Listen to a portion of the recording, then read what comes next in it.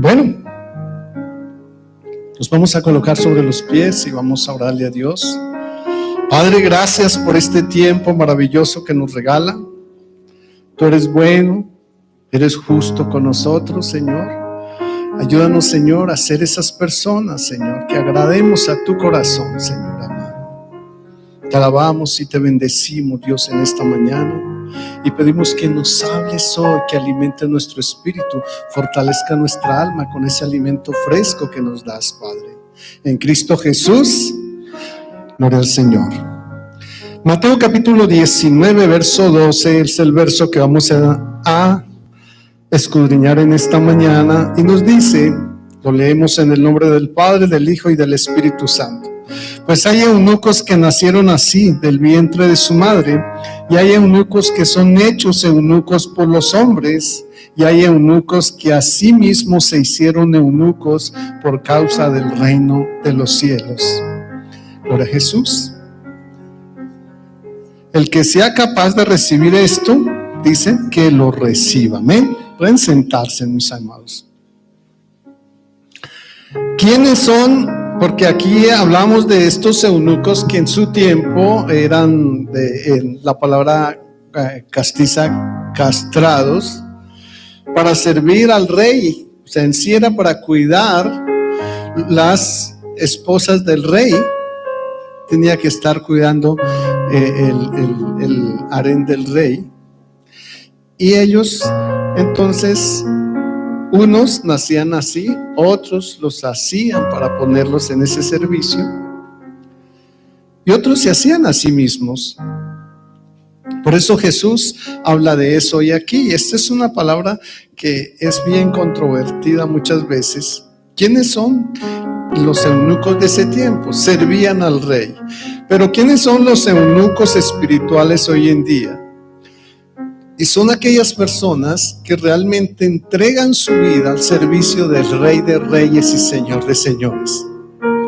Que no se fijan en el mundo, que no les preocupa lo que puedan vivir en este mundo, sino que confían plenamente en el Rey. Los eunucos de ese tiempo le servían al Rey, pero el Rey sostenía sus familias, en ese caso papá, mamá, quien estuviera, porque ellos aún ya no tenían esposa ni hijos, pero el Señor, el Rey les suplía las necesidades de su familia, y las de él tenían su techo. Todo les daba el Rey a aquellos eunucos.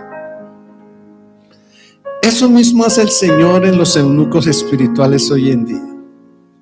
Cuando nosotros le servimos al Señor, Él suple todo lo que necesitamos, ¿verdad? Todo lo que necesitamos. Solo tenemos que entregar nuestro corazón a Cristo. A veces estamos más preocupados por qué vamos a tener en esta tierra que por qué o por cuánto o qué podemos hacer para adquirir el reino de los cielos. Y es bueno que nos preparemos. Los jóvenes deben prepararse en su universidad, hacer sus carreras, pero deben depender totalmente de Dios. Depender totalmente de Dios. Que sea Dios quien los guíe en la profesión que hayan escogido. Aquí, Cristo, con estas palabras, propone una novedad absoluta. La virginidad voluntaria aceptada por motivaciones superiores. Y lo hace a una sociedad que no estimaba este valor, refiriéndose a que hay 3 clases de eunucos: los que nacieron así, los que fueron castrados y los que asimismo se han hecho eunucos por causa del reino de los cielos. Muchos renuncian a todos sus deseos de la carne y por causa del reino de los cielos se hacen eunucos, trabajan para el Señor. Uno mira a veces en personas que preocupadas por conseguir esposo o esposa, ¿y por qué no le sirven al Señor mejor? Tienen mayor pago allá en el cielo. Porque los de aquí de la tierra Si consigues esposa, por más que la ames, un día te va a hacer llorar. O esposo también te va a hacer llorar, ¿cierto? Te va a decepcionar. Porque es el hombre con todos sus errores y defectos. Pero si le sirves al Señor, Él no te va a hacer llorar de tristeza, sino de gozo. Porque vas a ir al cielo, porque tienes ese lugar en el cielo. Y eso es algo que la iglesia no entiende, y es tomar a Cristo como su esposo, como su esposa. Tomar a Cristo. Hay que hacerlo. Nuestra vida debe depender totalmente del Señor. Romanos capítulo 8, versos 5 al 8 dice: porque los que son de la carne piensan en las cosas de la carne, pero los que son del Espíritu en las cosas del Espíritu. Porque el ocuparse de la carne es muerte, pero el ocuparse del Espíritu es vida y paz. Por cuanto los designios de la carne son enemistad contra Dios, porque no se sujetan a la ley de Dios, ni tampoco pueden. Y los que viven según la carne no agradan o no pueden agradar a Dios. Tremendo, dice, los que viven según la carne no pueden agradar a Dios. Y esto es duro, es tan difícil despegarnos de esta carne, de los deseos de esta carne, para vivir en santidad en el Señor.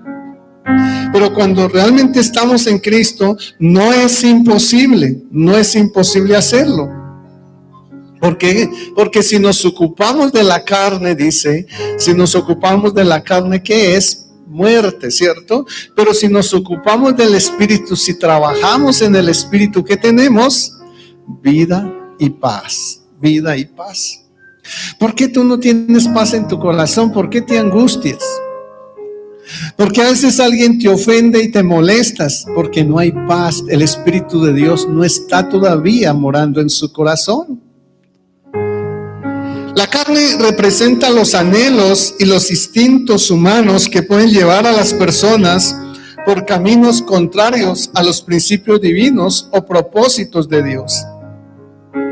Primera de Juan 2:16 dice: porque todo lo que hay en el mundo, los deseos de la carne, los deseos de los ojos, la vanagloria de la vida, no provienen del Padre, sino del mundo.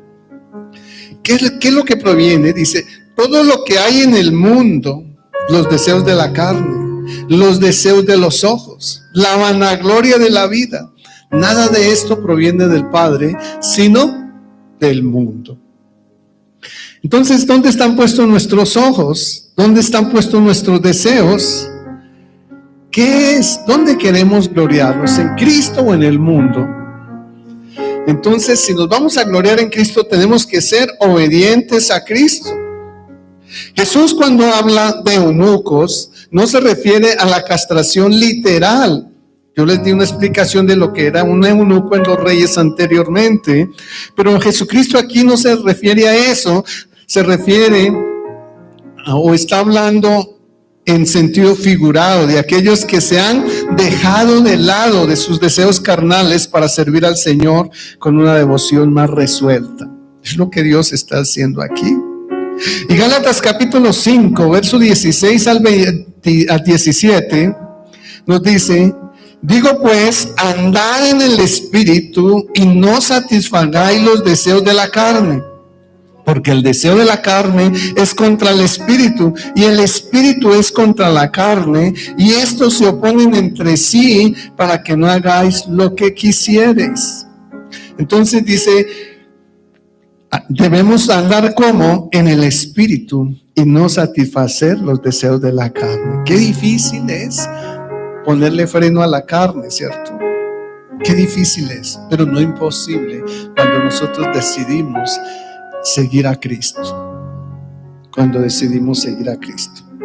Pablo dijo, de aquel que no se ha casado por causa del llamado, poniendo de ejemplo a la mujer, que debe ser tanto así en el cuerpo como en el espíritu. Ahí en 1 Corintios 7:34 dijo, hay asimismo diferencia entre la casada y la doncella. La doncella tiene cuidado de las cosas del Señor para ser santa, así en el cuerpo como en el espíritu, pero la casada tiene cuidado de las cosas del mundo, de cómo agradar a su marido. Tremendo esto, ¿cierto? Porque la casada tiene que agradar a su marido, pero la soltera no tiene preocupación todavía de eso, ¿cierto? Entonces, ¿qué tiene que hacer? Agradar a Dios.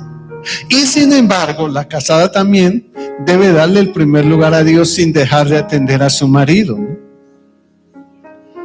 Eso es lo que el Señor nos enseña aquí.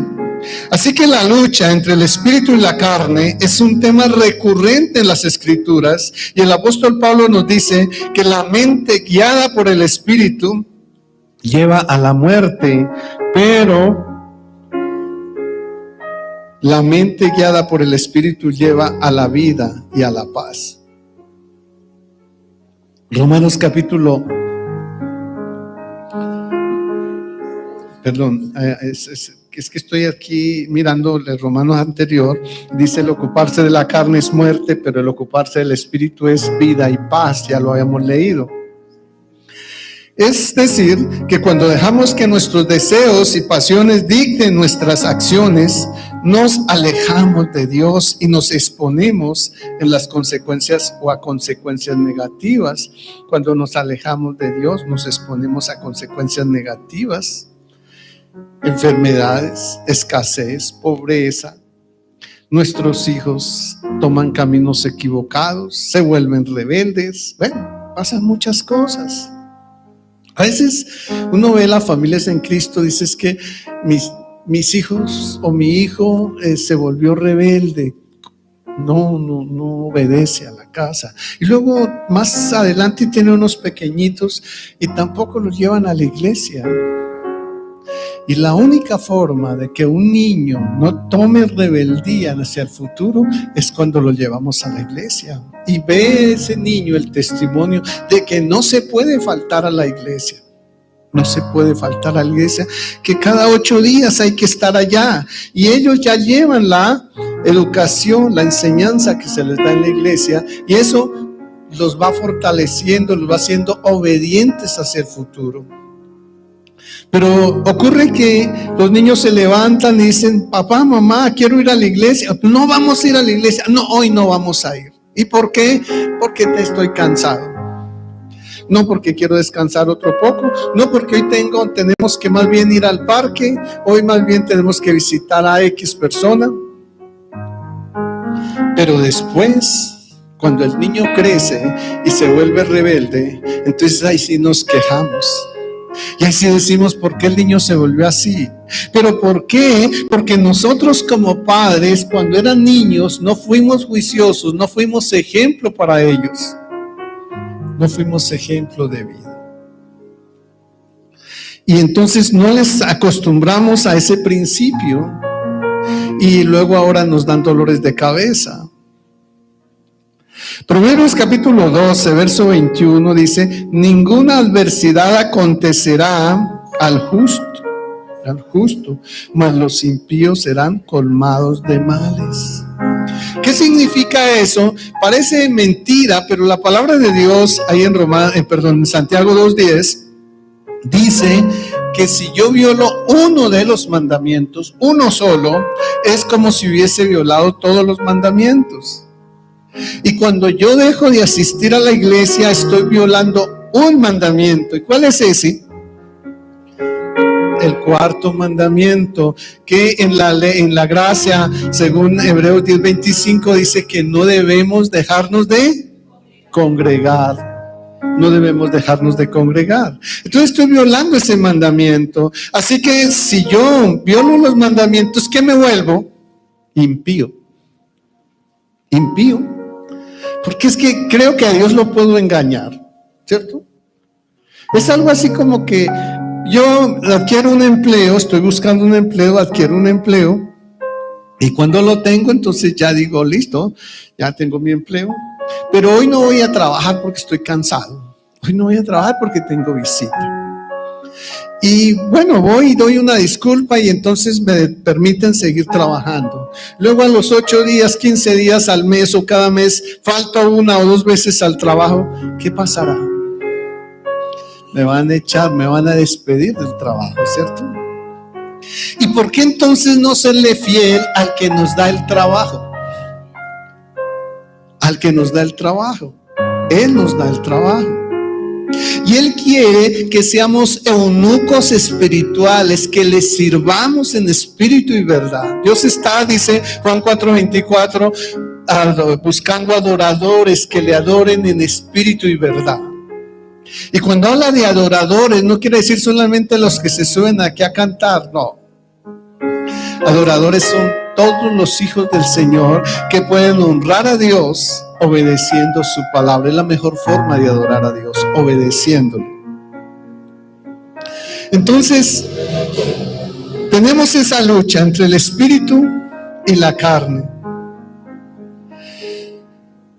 Y el apóstol Pablo nos dice que la mente guiada por la carne lleva a la muerte, pero la mente guiada por el espíritu lleva a la vida y a la paz. Romanos nos enseñaba eso. Aquí en Génesis capítulo 6, verso 5, ahí en el Testamento, en el Antiguo Testamento, encontramos las múltiples referencias al dominio de los deseos de la carne sobre las personas.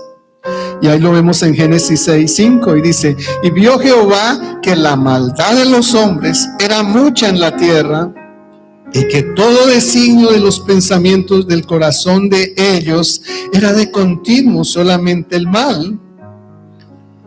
Solamente el mal.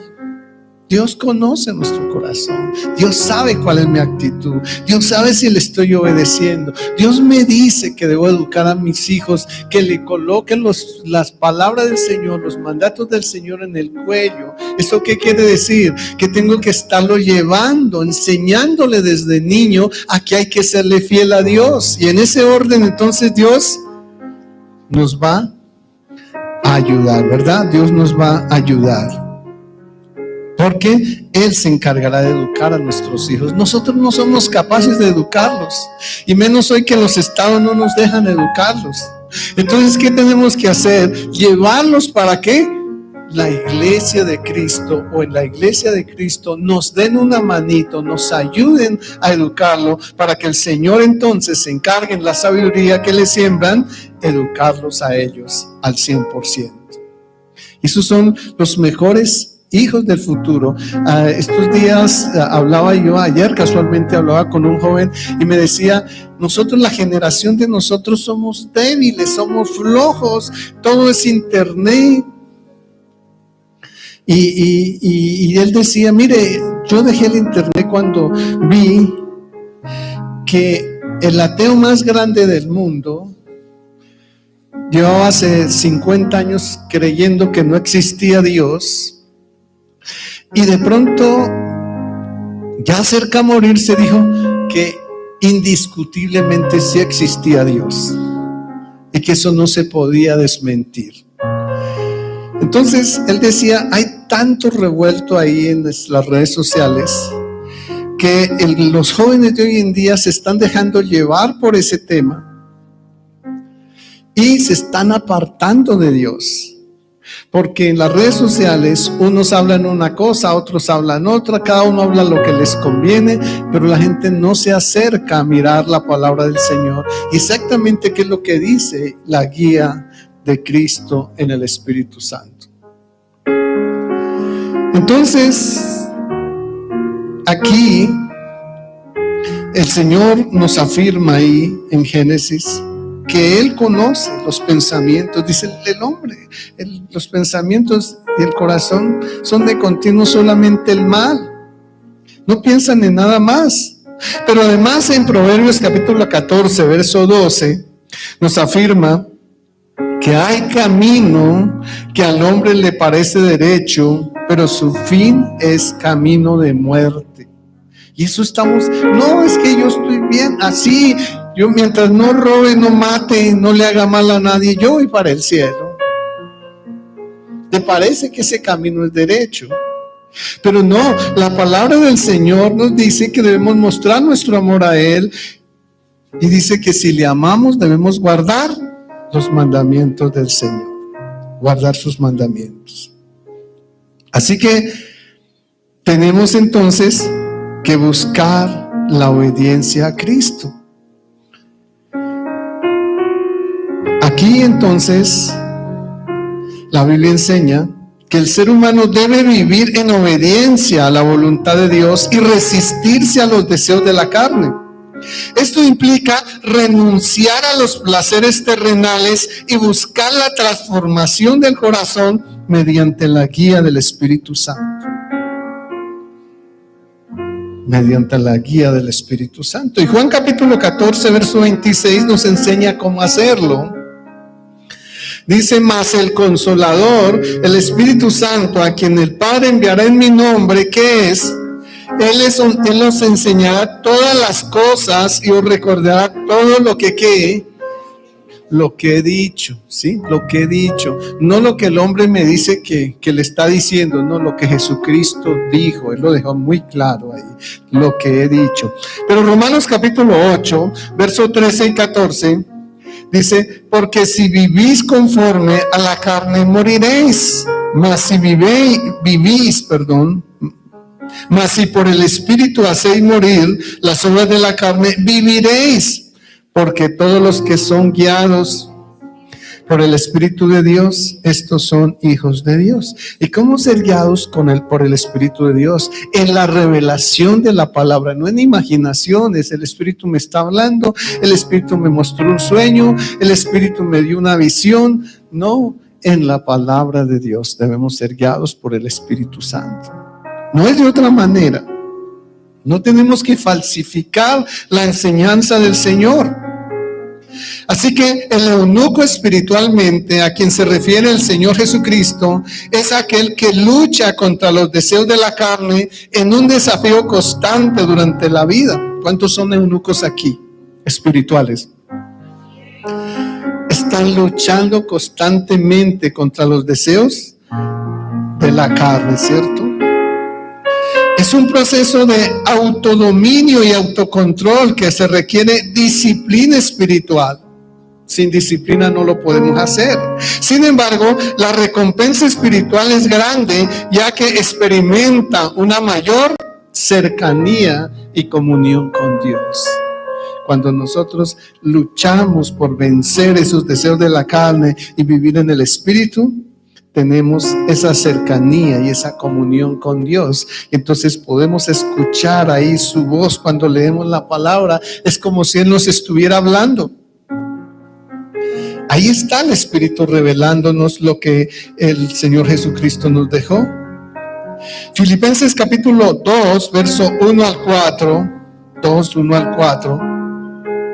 Por tanto, si hay alguna consolación en Cristo, si algún consuelo en amor, si alguna comunión del Espíritu, si algún afecto entrañable, si alguna misericordia, completad mi gozo, unánime, sintiendo una misma cosa. No hagáis por contienda o por vanagloria, antes bien con humildad, estimando cada uno a los demás como superiores a él mismo, no mirando cada uno por lo suyo propio, sino cada cual también por lo de los otros.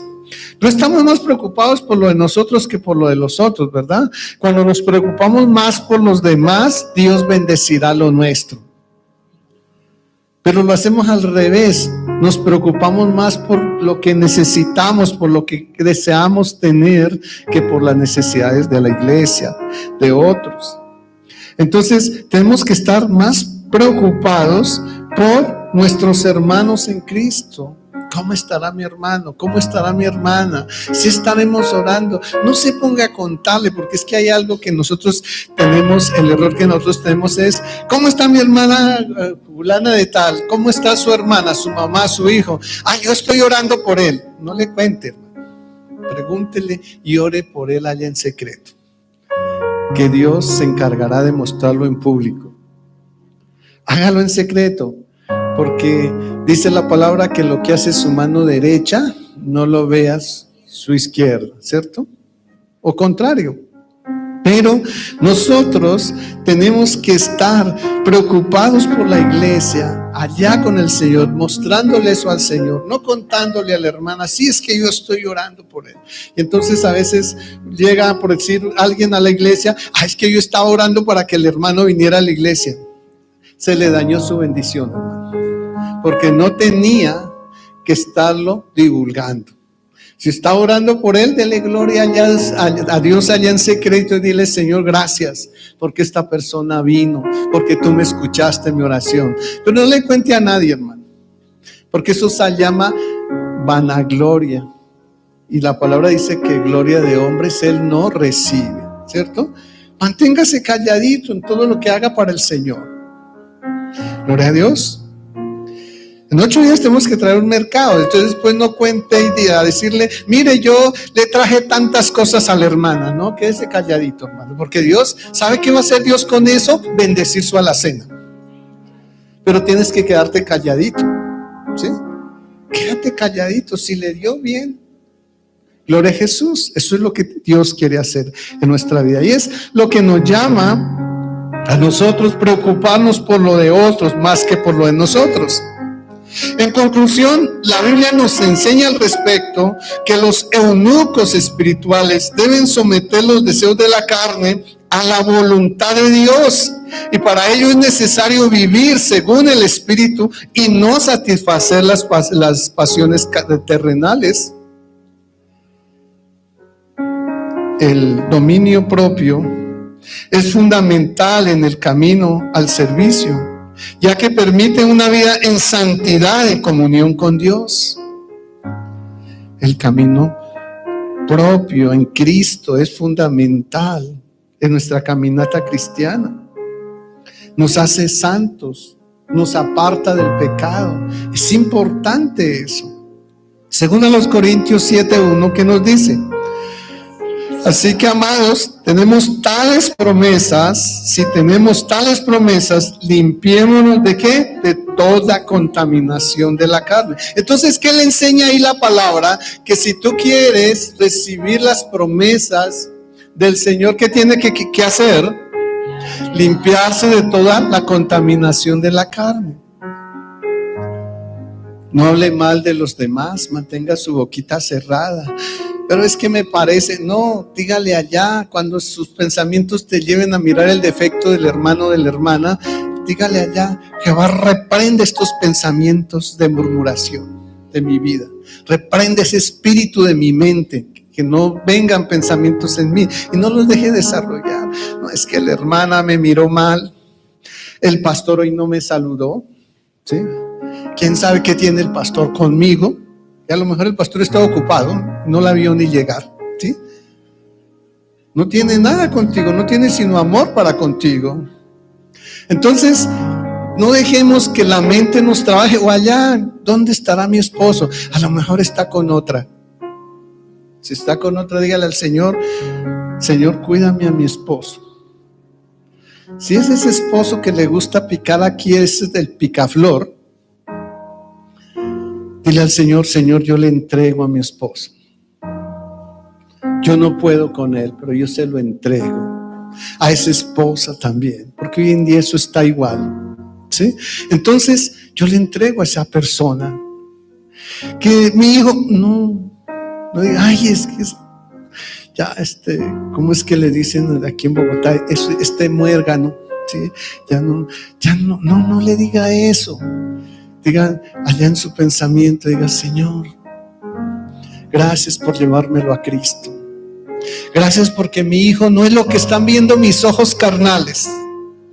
Mi hijo es lo que tú estás viendo en él, y lo que dice tu palabra que será.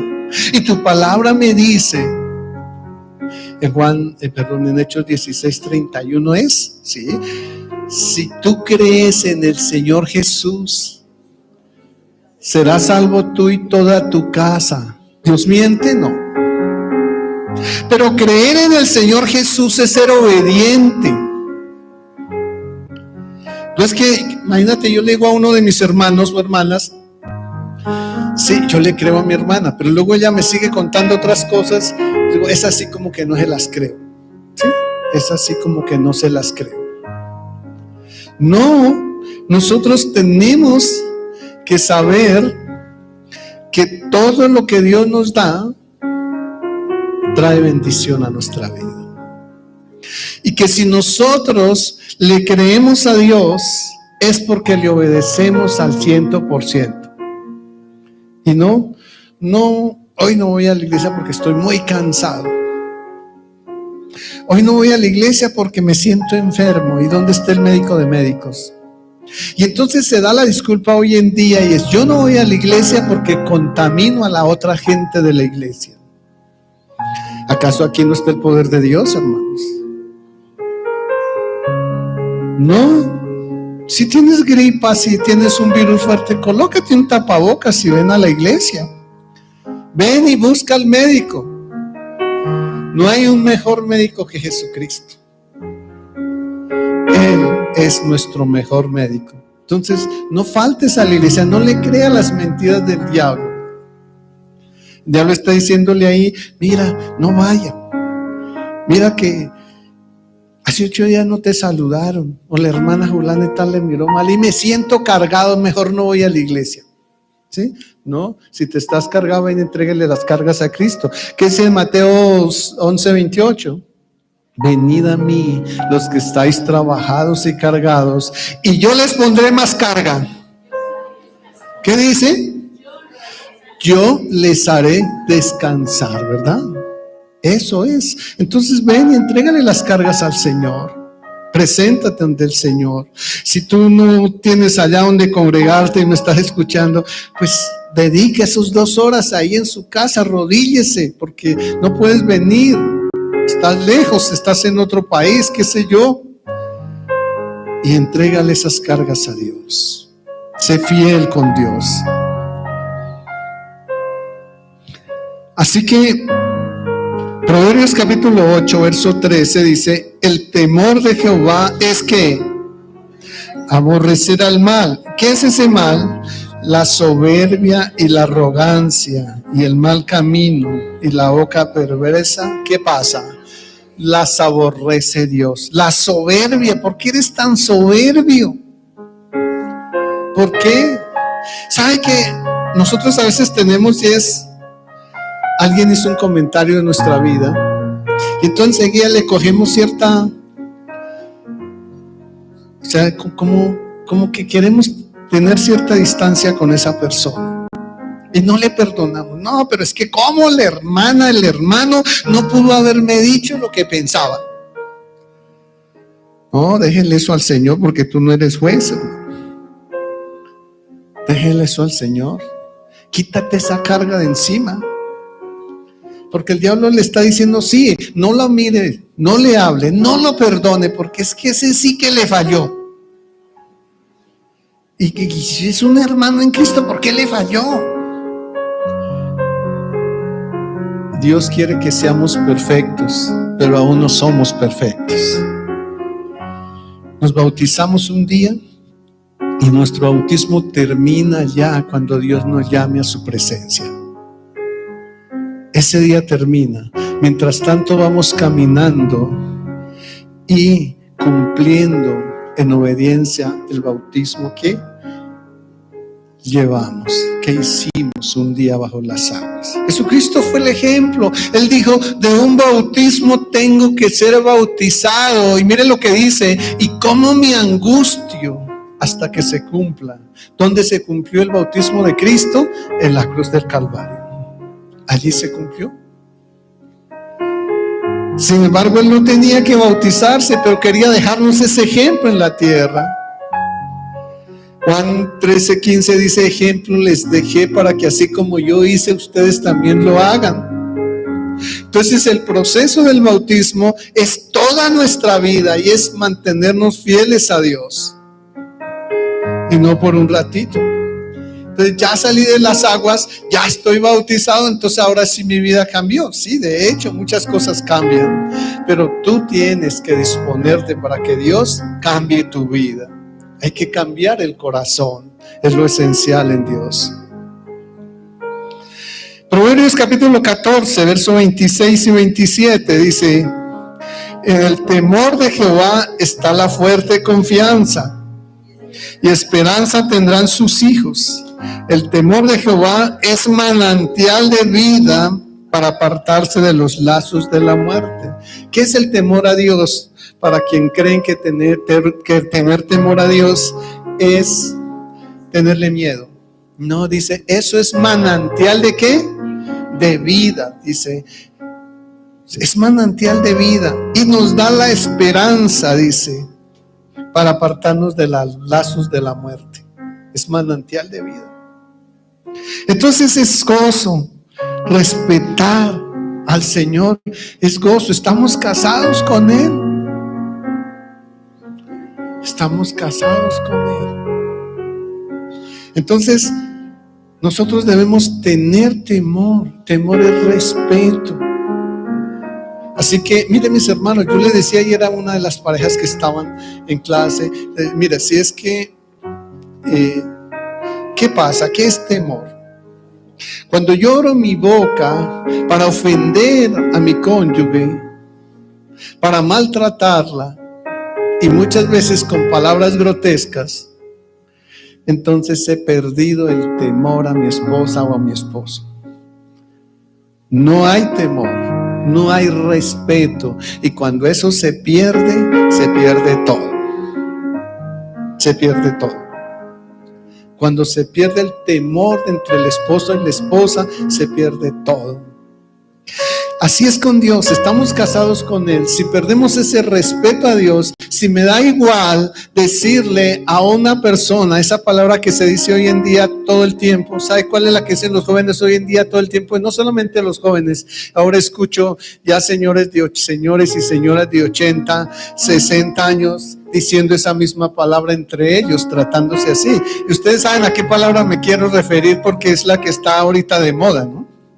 La manera en que los universitarios se tratan, los estudiantes se tratan, los compañeros de trabajo se tratan de esa manera. Yo no sé cuándo todo el mundo se volvió homosexual. No sé en qué momento pasó todo esto, pero eso es una forma. Si yo hablo ese tipo de palabras, yo perdí, le digo, porque veo a los esposos tratándose así. Y si los trato de esa manera, entonces, ¿qué pasa? Se ha perdido el respeto. Antes, cuando era que un hijo le decía cucho a su papá, nunca, ¿cierto? Y ahí donde le hubiera dicho los que somos ya adultos, ¿qué hubiera pasado?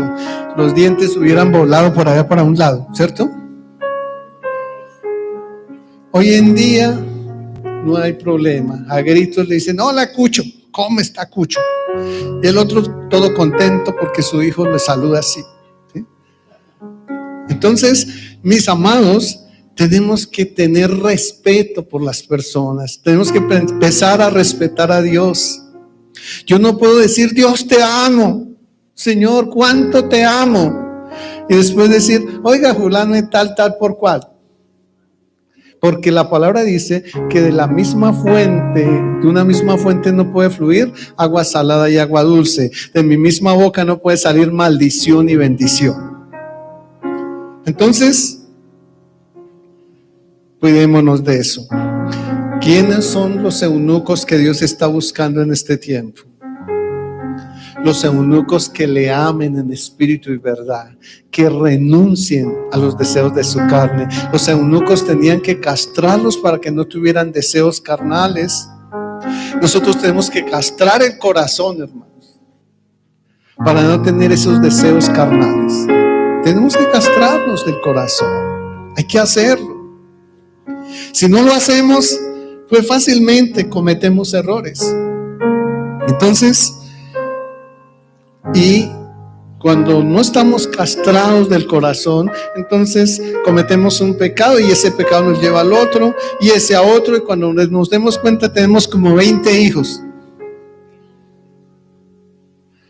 ¿Por qué? Porque con uno solo que incubamos o dejamos incubar en el corazón, vienen todos los otros. Así que, mis amados hermanos, yo los llamo a que seamos esos eunucos espirituales, que castremos la carne y que realmente vivamos para el Señor en espíritu y verdad, y no con hipocresía. porque la hipocresía ofende a Dios.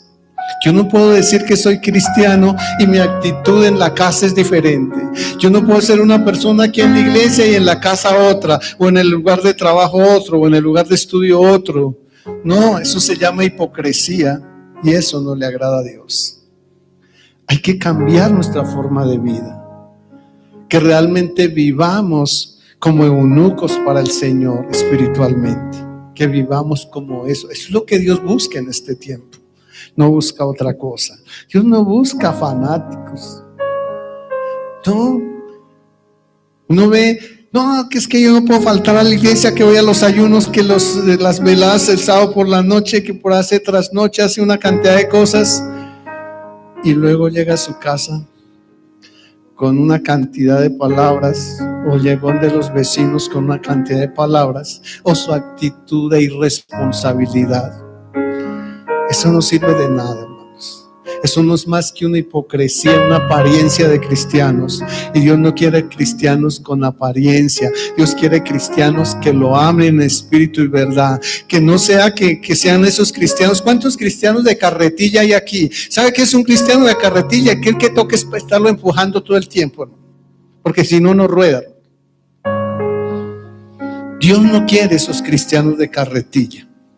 Dios quiere cristianos que lo busquen, que desde el día anterior deseen, anhelen encontrarse con Dios, que se levanten y le den gracias a Dios, que se acuesten y le den gracias a Dios, que le den gracias por cada instante de su vida, que hicieron un trabajo, lo hagan bien y le den gracias a Dios por eso. Eso es lo que Dios quiere en este tiempo, que se amen, que no haya odio entre nosotros como hermanos. Que si hubo una diferencia en amor, vayamos y hablemos con el hermano y nos perdonemos. Ese es el cristiano que Dios está buscando, que sigamos el ejemplo de Cristo. ¿Sabe que yo siempre les he dicho? Cristo allí en la cruz perdonó a quienes y los miró con amor, a quienes lo habían escupido, a quienes lo habían golpeado, a quienes lo habían crucificado, a quienes se habían reído de él, a quienes lo habían desnudado, a quienes lo habían pisoteado, y aún sabiendo que ellos no se iban a convertir al Señor, los perdonó.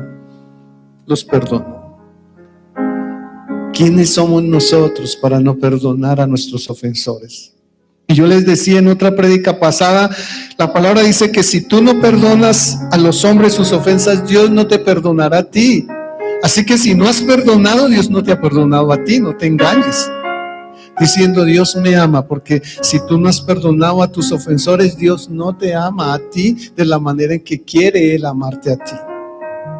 No puede quitar su amor ante ti, pero de igual manera no te ama con esa intensidad que quisiera amarte, porque tú no has perdonado a los hombres sus pecados. Ayer me pareció terrible hablando con una pastora ayer tarde que me llamó y me decía, no, es que esa plaga aquí se nos ha metido. Y a mí me estremeció eso, porque es una pastora. Y yo le dije, perdón un momentico, mi hermana, ya es que nosotros debemos saber que los hombres, así sean ladrones, sean malos, sean asesinos, lo que sea, son creación de Dios. Y no son plaga, porque para mí las únicas plagas son 7 que Dios le mandó a Egipto. Y entre esas plagas no había hombres. Entonces, cuidado con eso.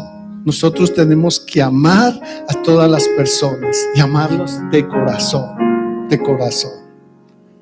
Cuidado con lo que hablamos, porque nosotros no podemos. El Señor le dijo a Pedro, ¿sabe qué le dijo cuando vio bajar esos animales? Y dijo, yo eso inmundo no como, porque ahí hay animales inmundos, yo de eso no voy a comer. ¿Y qué le dijo Jesús? ¿Sí se acuerdan? No llames inmundo a todo lo que Dios creó. Ni siquiera le permite a los animales que le llamen inmundo, mucho menos al hombre, que es la imagen y semejanza de él. Entonces tengamos cuidado con lo que hablamos. Amén. Esos son los eunucos que Dios quiere en este tiempo. Vamos a orarle al Señor. Padre, gracias por ese tiempo maravilloso que nos regala hoy, por la enseñanza que nos traes, Bendice, Señor, nuestra vida, bendice nuestro corazón, nuestra alma, nuestro espíritu, Dios. Endereza nuestro camino, guarda nuestras palabras. Haznos sabios, Señor, que nuestras palabras no salgan maldiciones, sino bendiciones, Dios. Que nuestros pensamientos sean para bendecir y no para maldecir, Dios mío. Que nuestras manos, Señor, sean para alabarte, para agradarte, Dios, y no para deshonrarte, Dios mío.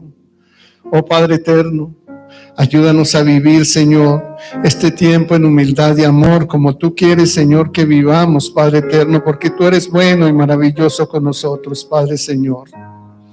¿A quién iremos, Dios, si solo tú nos das las palabras que nos traen vida eterna, Señor mío? Solo tú eres santo y bueno con nosotros, Padre eterno. Eres el Dios que nos permite habitar bajo su abrigo, Señor, y morar bajo su sombra. Es el Dios que nos protege bajo sus alas, Dios mío, que nos cubre con sus plumas, Señor Dios, que no nos permite tener ese temor porque estás ahí para animarnos, Dios mío. No nos ha dado espíritu de temor ni de cobardía, sino de poder y de dominio propio, Dios mío. Eres el Dios que nos aparta de la pestilencia, Señor Dios, de la mortandad de este mundo, Señor. Señor, tu palabra nos enseña, Dios, que por cuanto hemos guardado la palabra de tu paciencia, tú también nos guardarás de la hora de la prueba que ha de venir sobre todo el mundo, Padre, para probar a los que moran sobre la tierra, Dios. Señor, y hay muchas cosas ya en este mundo, hay virus, hay guerras, hay muchas cosas. Se está hablando de tanto, Dios, escasez, pobreza. Pero tu palabra dice en Salmos 91:7 que a nosotros no nos llegará, Dios, porque hemos conocido tu nombre, porque hemos guardado tu amor, Dios. Gracias, Señor, porque tú nos has puesto, Señor, en alto, bajo tu cobertura y tu amor, Dios mío. Te invocaremos y tú nos responderás. Contigo estaremos seguros en medio de la angustia. Tú nos librarás y nos glorificarás y nos saciarás de larga vida. Y nos mostrarás que has muerto en la cruz, Dios, por nuestra salvación. Por eso, Señor, no tenemos temor a los ladrones, a los atracadores, a las guerras, a los virus. Porque estamos en ti, Señor. Y tú estás en nosotros. Y si tú estás en nosotros, dice tu palabra, somos más que vencedores. Así que, Señor, gracias por traernos aquí para bendecirnos, Señor. Hoy nos vamos a ir de acá, pero no de tu presencia. Tu presencia irá con nosotros y nos dará descanso. Tu presencia nos bendecirá, tus presencias, Señor, nos hará ser buen testimonio ante nuestras familias y amigos, hermanos y vecinos, Dios. Todo nuestro entorno social y familiar, Dios mío. Estarás ahí, Dios, para hacernos diferentes, Dios. Porque salimos de aquí, Señor, con la convicción de que tú nos has bendecido para bendecir a otros. En Cristo Jesús.